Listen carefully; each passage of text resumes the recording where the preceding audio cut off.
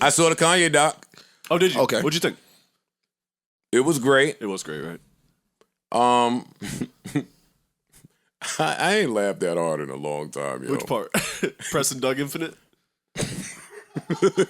Yo. Now wait, man. Hold up. This shouldn't have been funny. But it was. Oh, man, I'm about to get in trouble. Let me think of my take. Nah, just let it fly, bro. No. You got an edit button? No. That's why I fuck with No, because I was supposed to be at the listening session. But the more names I heard about it, I was like, nah. The Kanye listening party for Donda 2 in Florida. Oh, okay. Tonight. Oh, it's actually going to happen? Game says he's out there. There's rumors that Drake is going. Everybody's going to be in Miami. Oh, you got to go. No, you don't. No, you fuck. So anyway, I put the Kanye doc on, and I was there. Right. I was there. I saw my little cube that I used to hang out in. That was right before that Rockefeller door, and that was like the forbidden door back there. You couldn't go back there. Like to the Rockefeller section? You had to, yeah, you couldn't go to the Rockefeller section, the Murder Inc. section. What else? Disturbing the Peace had a floor, I think. I don't remember. But niggas like me couldn't go in there. And if you didn't work there, you couldn't go in there. Mm. And I was a young artist at that time, so like, I didn't have anywhere to go in there. In that entire building. You got cool with Rock at one point, right? Well, I was on Rockefeller at one point. That's what I thought. Yeah. But then I was cool with all of them, but you still couldn't go back there. That was just even if you're signed, now you can. You know, that's wait in the lobby. This is a forbidden office and area. You got no reason back here, bro. And anytime that door cracked, anybody tried to peek in there, and it always looked like mass hysteria. Remember, they had the Kanye tracks blasting. They had Just Blaze tracks blasting. Yeah. Cam just got here. Oh shit, we listening to Old Boy. Wait, that's coming? Right. Like, it was different over there. They moved different. So it was different, right? Yo, but this was the era where, you gotta remember, Def Jam, everybody's there. The best of the best is there. This is the era where you had to try to sneak and get your shit listened to. Right. Because if you're not a priority and we're not focusing on you, we'll never hear what you're doing. Right. And even if we hear it, yo, I'm not the person that needs to hear it. This ain't my job. I'll tell such and such that it's hard. So when he started playing All Falls Down, and Wayno cleared this up already. Wayno was in that clip. Shout out to Wayno. Wayno says that was not her first time hearing All Falls Down. He came in here, did this 10 times. And we know that. But what did he want her to do? And that's not her job. She's not in the A&R.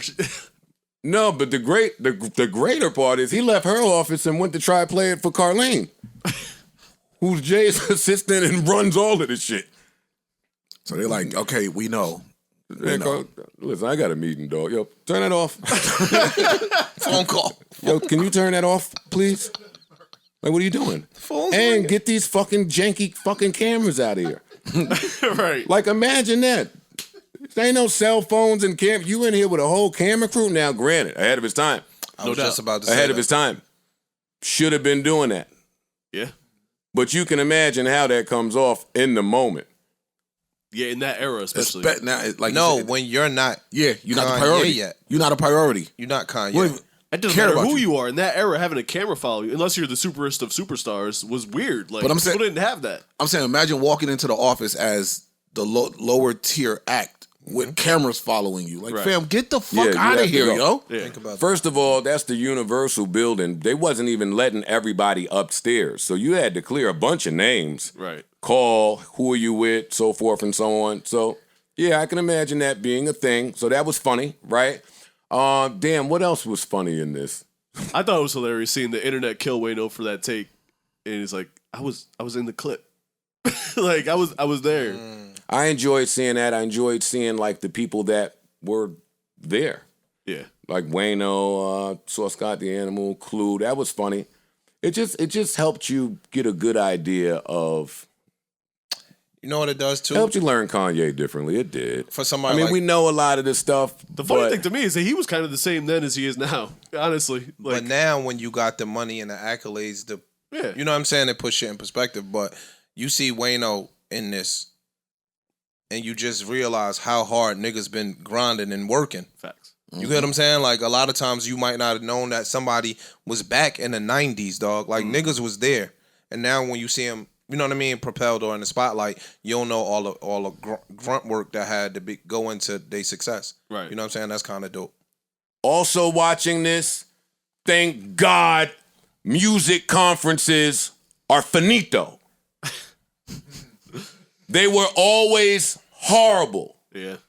Bad fucking idea. Yeah. Imagine me, newly signed. Artists had to fight to get to these things. Mm-hmm. And then fight at the thing. Fans, a music conference is where they had a whole bunch of radio stations and DJs either go to Puerto Rico or go to Philly or just wherever the location was. Yeah. And showcase your talent, your new artist, try to get some excitement going, right? And these were all the different mix show radio crews. So I don't know who, but I'll just name crews off the top of my head, like the Heavy Hitters, the Big Dog Pitbulls. Everybody had a crew. Yeah. So these DJs, throughout the years, if your crew keep getting bigger and bigger, well, now your DJ crew is 1,000 of the mix show, heavy rotation DJs and decision makers at the radio stations. Mm-hmm. So I need to be there to talk to y'all. And that was the feeling he got. Hey, the music conference is over here. Let's go. I'm watching that shit saying, I don't know who should be more thankful that this is no longer. The artists or the artist executives. Because them little drill niggas will come up there today and get that record played. Oh, yeah. Oh, yeah. Let me tell you something. All that shit that y'all used to do where y'all was manhandling us that was trying to just let you hear a record, right. The arrogance that was coming from you DJs. This doc brought me back. The DJs was artists. Yeah. At one point. Well, they had all the power. Listen, man, it's just a fucking wreck. And it was, we hear the stories of artists like waiting for the DJs outside of the radio station to run up on them and press them to make them. Yeah. It would be a little different with the drill rappers. They pressing gonna be a little different. I'm watching this thing. I had to tip my hat to Mace. You got to remember how old people are on their run of greatness. Mace pop up on the dock, say, yo, Mace 20 years old, whatever. Yeah. 20 years old. Word. And that was a couple years into his run. With what you was doing? Yeah. Man, niggas better not tell me nothing about no goddamn Mace, man. Then you just think of how old Biggie was, Pac was. Babies. Kids. The people that we call kids today. Right. Like, I think Pac passed when he was 25. Something like that. That's why we got to stop. We got to stop. Because we was, whatever they doing now, they be talking, it's predatory. Shut up, Joe. It was predatory. Mm-hmm. They was just, what they were searching for was different. So our representation was different. Or it mirrored what was going on then. Maybe the way what's going on now is mirrored in the music. Mm-hmm. Not to get all philosophical here. But yeah, glad that music conferences are no longer a thing. Excited about that. Holy shit. The importance of a diss track this brought back. That nigga was en route somewhere and listening to the radio and this man back home played the diss track, premiered it, debuted it. Yeah. Oh, got to go back to that. Now I'm taking my diss track to radio, premiering it. Car, you got to pull over. You got to catch this. This is in real time. Mm-hmm. Radio, airwaves. I don't know. Maybe I'm just nostalgic. That was a big thing to me. Also, who do we have to thank? Respectfully, of course. Always respectfully. But thank God that Mos Def and Talib didn't get that Brooklyn's Finest beat. What do you mean? The Brooklyn's Finest beat. That wasn't the Brooklyn Finest beat. It was a redo of the Brooklyn Finest beat that they were going to redo. Glad it didn't come. Nah, I disagree. Shit. I disagree. I disagree, too. Mos Def is that dude. In that era, Mos Def and Talib Kweli were on fire. Stop it, yo. I mean, they wasn't Biggie and Jay. Stop it, yo. But what are we doing here? You're not going to get me to say nothing bad about Mos Def and Talib, but that's Biggie and Jay on a classic. All these terrible exchange. Replays we've heard over the years, and that's the one? Nah, I'm sorry. I would actually like to hear that. I hope it exists somewhere and someone puts it out. Well, that would be nice. That would be dope. Super dope. And Talib and Kanye had a run in that era of like Get By and Gorilla Monsoon rap and all. They made a lot of good records together. I would have liked to hear that. And everybody and their mother rapped on Get By, and everybody ain't do what Talib did. Yeah, I would have liked to hear that. Truth be told. Fuck out of here. I hear what you're saying. And we're not asking Ice. We're not asking Ice. We're not asking you, so don't even worry. I ain't said nothing. There's a little quote running around. We don't have to stay on it, but the quote says, "Y'all treat Andre 3000 the way y'all should treat Mos Def." I disagree, but Mos Def should be treated a little bit more respectfully. I think A lot of more. I agree. Mos Def is that dude. I agree. You know what's A lot of more. This the sad part to me. Uh-huh. If he wasn't New York, if he wasn't from New York, he might get that praise. Potentially, I guess. He's so Brooklyn though. I know. Like I don't know if that's even Possible. possible. I don't. Why would it be if he's in New York? Got the greats that get that praise. Why would that matter? I think because he's kind of Not that style of hip hop. Yeah, Not that style of hip hop. New York hip hop is not known for that. New York hip hop is known for gritty, Hard drugs, street street shit. Yeah. You get what I'm saying? Like if Andre 3000 might have been from New York, he might not have gotten that. You get what I'm saying? And again, it's all hypothetical. It never can happen, but you never know. I think Sometimes the internet throws a question out there that's interesting enough for me to ponder. Question.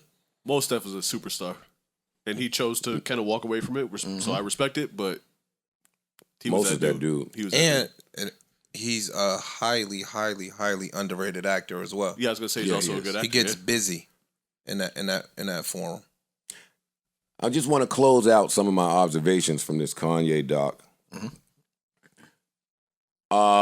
Him driving up the price in a bidding war, or attempting to. That was nice. Back then. Trying to, when he had the Columbia A&R or whoever that was, say, we've been trying to sign you Capital. Yeah. We've been trying to sign you for X amount of years. But he couldn't convince the powers that be that this needed to be done. Back to we always say it here, there's always one person assigned with convincing the people that need to be convinced why this is getting greenlit. And shout out to the A&R that worked for Rawkus. I forgot what his name was, but he kind of like mapped out Kanye's whole shit in that the rest of his career. 1 minute segment. Like he saw that shit clear as day, and they didn't sign him over there for whatever reason. Well, because that person still has to go and convince the label, to take a chance on. Rawkus might still be here had they taken that chance. So let me ask you, or not. You think or not? You think or Kanye, not fair? Yeah, or not. No, I was gonna say you think Kanye would be the same Kanye had he not signed with Rockefeller. I think that was a marriage that proved fruitful for both sides. Exactly. You guys are. Rawkus made Big L go platinum. I'm not. Just, listen to what I'm saying. Rawkus was the shit. If y'all two help me, we could body slam him. If y'all help me, we could earth slam Parks, yo. Parks. Yeah. Rockefeller was influential in his trajectory. Sure.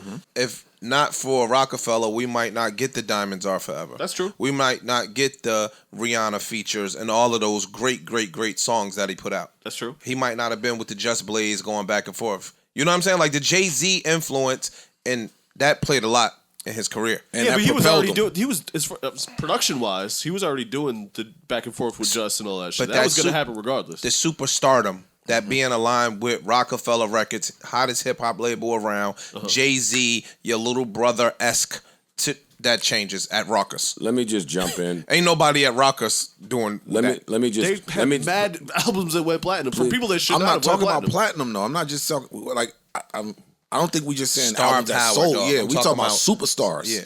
You didn't have the superstars over there that you could align yourself with that could push you to the next level.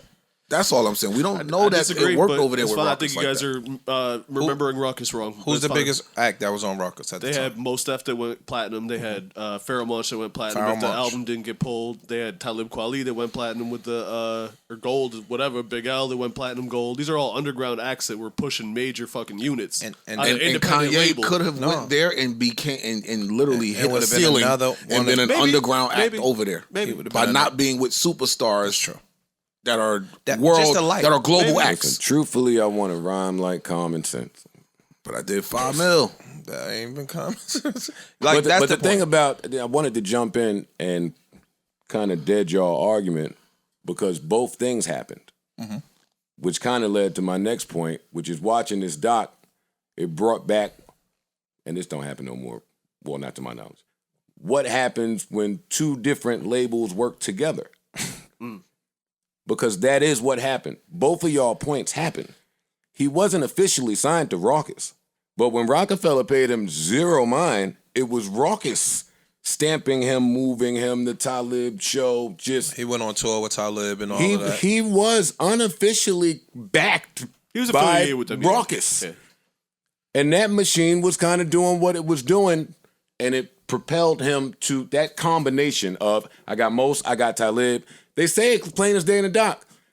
My man, yo, you right in between. You're not Rockefeller. You're not dumb, but you're not like you're both. You're the evolution of this. So that was on full display. I think he needed those relationships with Rawkus. It molded him. Facts. Even if the machine couldn't take him where it needed to, the training and the artist development and what he got moving to New York or Hoboken, really. I don't know why they didn't shout out Jersey. It's a North. Moved to North. Yeah, Renaissance quickly building moved downtown. quickly That's moved right. to Hoboken from there.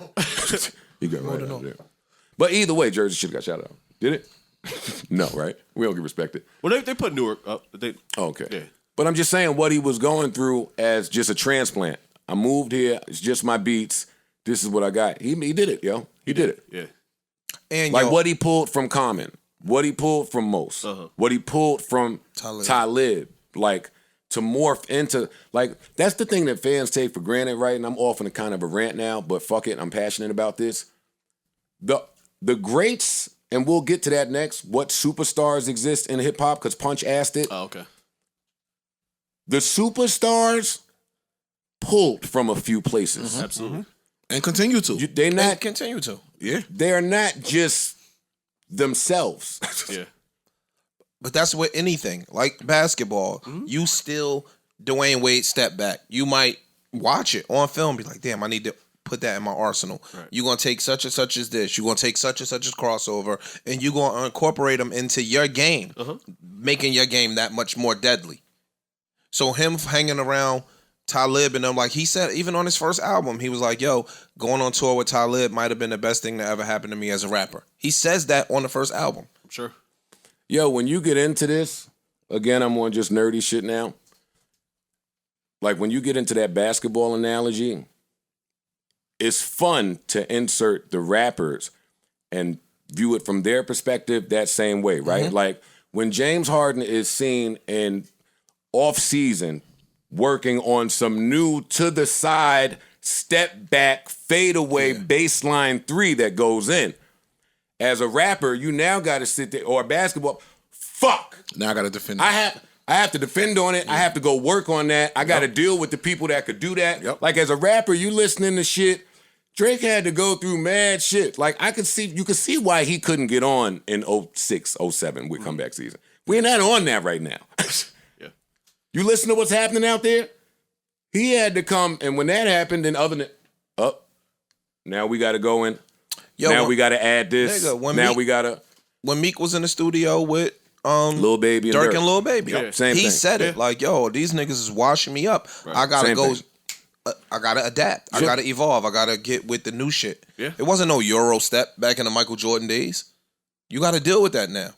So it's the same thing in anything as evolution comes, you gotta kind of And incorporate there's some new niggas shit. that's exempt from that. Like Kendrick and Cole are exempt from that. They do what they want. Although they probably take little I hints think they from other took- things. that's Yeah. not I'm about to true. say, you listen to Kendrick. No. I know. I know. I'm not saying that they don't. I'm saying They could. Well, we know they pull from places. Like, I think one of the first times I seen Kendrick, he might have been lying. He said, yo, pump it up. It helped me learn how to write a hook. I was like, wow, interesting you pull that from there. Like, you just are intrigued by what they pull from where. Especially I'm not if saying Pump that, It Up doesn't have a traditional chorus Yeah, he lied. format. yo, somebody the other day, and I hate to make the people on the bingo cards right. Like they say, I say my age and pump it up at least twice every pod. I really want to stop doing that. But one of these little niggas sent me a drill beat from Pump It Up. It was hard. It was hard. It was. I should have saved it. I didn't. I kind of like that. It was hard. I've been hearing a couple of the like classic rap records being flipped into drill beat. Like I heard drill ain't going nowhere. Mary and Fabio flipped Who Run It, and it's a drill beat. Right.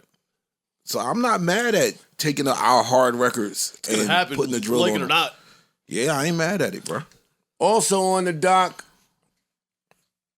but we don't show crucial conflict enough love. That's facts. I always show. That's facts. Yeah. I know you Twister, do. not for nothing.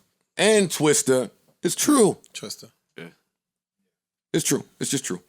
That doc was refreshing to watch. Yeah, I can't wait to watch the other two parts. I hope that the next 2 parts are as compelling. I'm sure they will be. Because early, his story is really compelling. It is. But to watch now the Ascension is going to be crazy. That's the part that I don't want to see. Shit. I don't want to see part 2. I'm curious where it stops. I don't want to see what happens when college dropout, late registration, because then we could start to, well, he has final edit, so, but I don't want to see him in his tumultuous, not tumultuous, just his ascension when see, here we saw the guy that was confident but timid. Uh-huh. Right? We saw some of the traits that exist, but in a very early stage. I don't want to see it blossom fully. The diva bag? Where it's like, where it's like, I know I'm the shit, but now y'all know I'm the part shit. Part 3 might be that. I don't think part 2 will be that. I think part 3 might get him there, because I think part 2 will be... Because he's about to go crazy. College dropout and all of that. You'll get that on the next one. I don't think part 2 will have that. I think part 3 will have it. Because I think part 2 is going to really start to show his level of genius. You know what I'm saying? Like, I think part 2 is really going to start showing this nigga's really, really, really gifted. I just can't wait to see the graduation footage. Graduation era was my favorite Kanye era. Same. So I can't wait to see Is that. Donda 2 a gospel album? Is Donda 1? Donda 1? Yes. Yeah, Donda 1 is. Yeah. I believe so Donda Future 2 is executive producing a gospel album. Possible. I guess so, yeah. I'm going to leave it alone until more information is revealed on this. And rest in peace to Donda. How could I have that entire conversation and not say that? That was the best part of the for me. For me. I like seeing dudes with their moms, yo. Me too. I do. Me too. And I don't know if I see it enough, to be honest. Like, that's something that the women tried to shame us out of by calling us, like, mama's boys and shit like that. I'm not getting deep. Come on. Great doc. All right, well, we got parts 2 and 3 coming up. We'll review those too for y'all. So you think we're actually getting down to 2 tonight, then? No. Oh. No, I spent the car ride telling us that it's Happy Baltimore Day. It is. Today is 2/22/22. And it's a Tuesday. That is artificially ice. That is ice, and when they pull out that 22 and 2 in his Black History Month jacket. Keep playing with him. Go ahead and play with them niggas. I love Baltimore. Cherry Hill, Westport. Neutral button. Enough, Daddy.